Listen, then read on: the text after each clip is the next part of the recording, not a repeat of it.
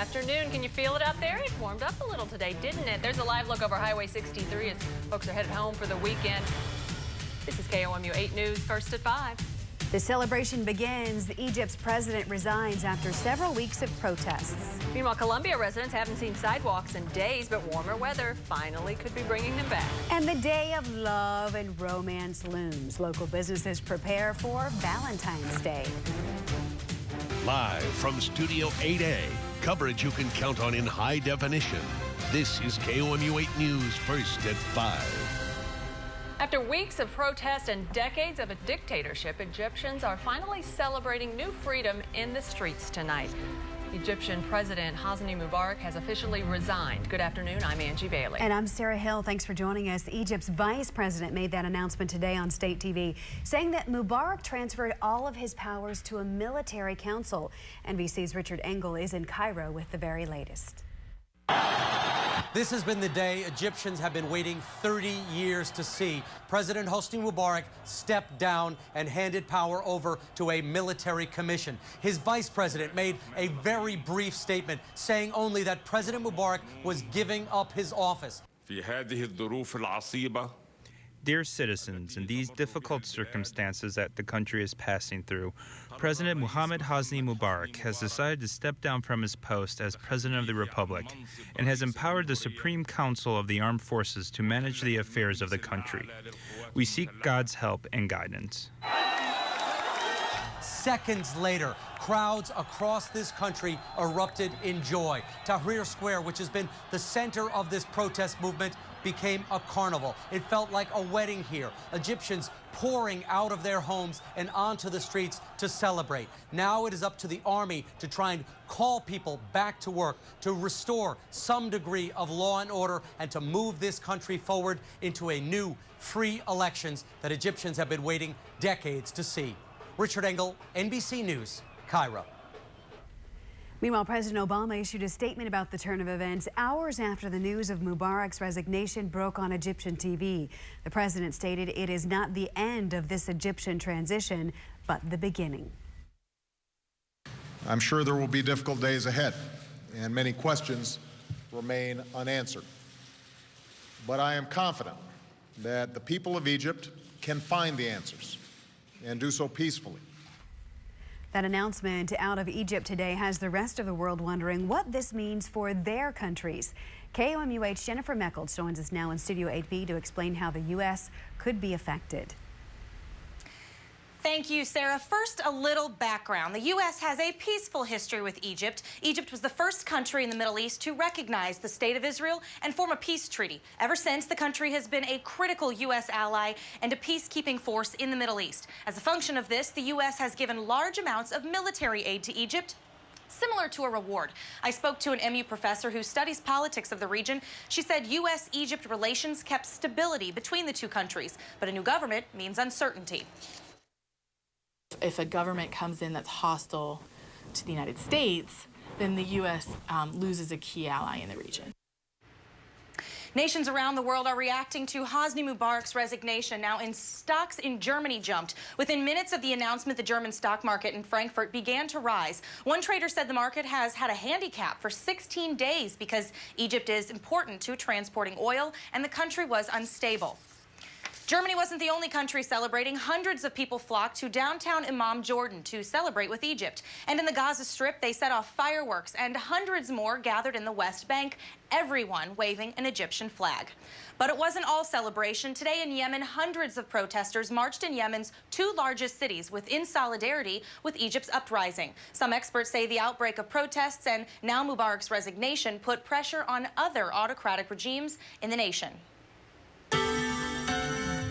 Well, it was a pleasant afternoon out there. We topped out at 39 degrees here in central Missouri for the city of Columbia. We'll go ahead and send it to live Doppler 8 First Alert Radar. You can see for yourself dry conditions across the state of Missouri. We have some light snow up around the Great Lakes, but we aren't even going to be talking about snow in this upcoming forecast. We bottom out tonight at 20 degrees under a mostly clear sky, so a little bit better than where we were at to start this past morning. I'll have full details on that big warm up as we head towards your weekend coming up here in just a few minutes. All right, Michelle, thanks a lot. The snow may be melting away this weekend as the weather warms up, and pedestrians especially are ready for the change. Several parts of the Columbia City sidewalks are still snow covered, while others haven't been touched since last week's blizzard. Along with the snow, black ice is also causing trouble for those trying to get around.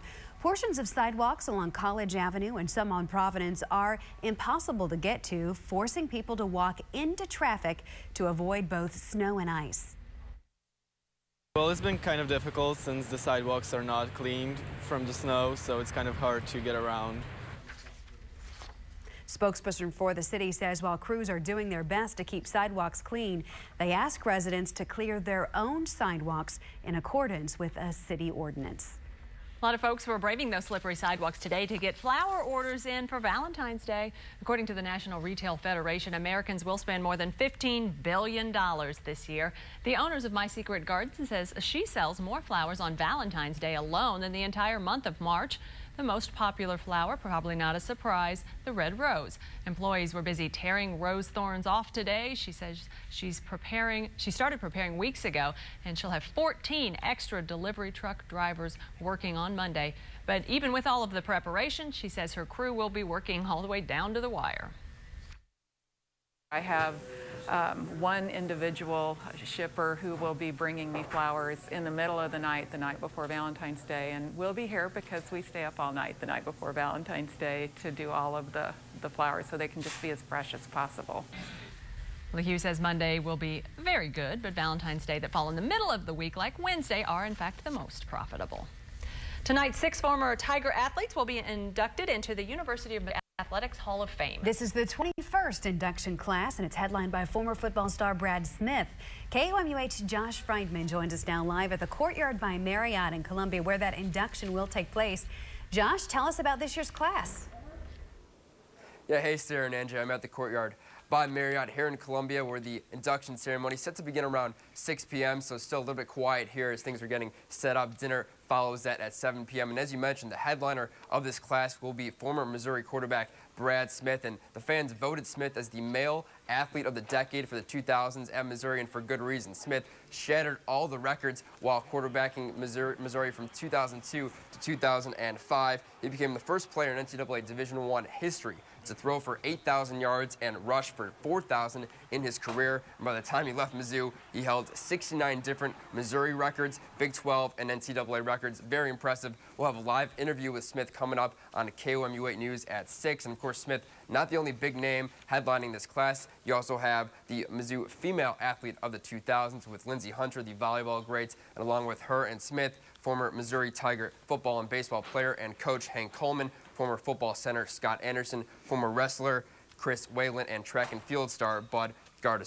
Reporting live in Columbia, Josh Friedman, KOMU8 News. Very cool day for them. Thanks, Josh. A company recalls almost 2 million baby monitors, and a group of dentists get together in Florida to help out hundreds in need. KOMU8's Allie Spilliards has these stories and more in our First Nation report. After 2 strangulation deaths and several injuries, Summer Infant is recalling nearly 2 million video baby monitors. The Consumer Product Safety Commission says electrical cords on the Summer Infant monitors can present a strangulation hazard if placed too close to babies' cribs. The company will provide new on-product warning labels and monitor replacement instructions. And a scary moment in Ohio as a ruptured gas line caused a massive fire. You can see the flames lighting up the sky in Columbiana County late Thursday night. Crews stopped the fire by turning off gas to the area, but it took several hours to get all of the brush fires under control. And in Florida, hundreds of people line out the doors of dental clinic for free health care. People camped out for hours for free dental service. Some have lost their jobs, some don't have insurance, and others simply can't afford it. 14 dentists are working for free to provide care to more than 500 patients. And that's your First Nation report. Thanks a lot. Today, the Columbia Police Department honored 1 retiree and 6 officers being promoted. Among those rising in rank is new Deputy Chief of Police Steve Monticelli. Retiree Tam Adams was also honored for 20 years of service to the department.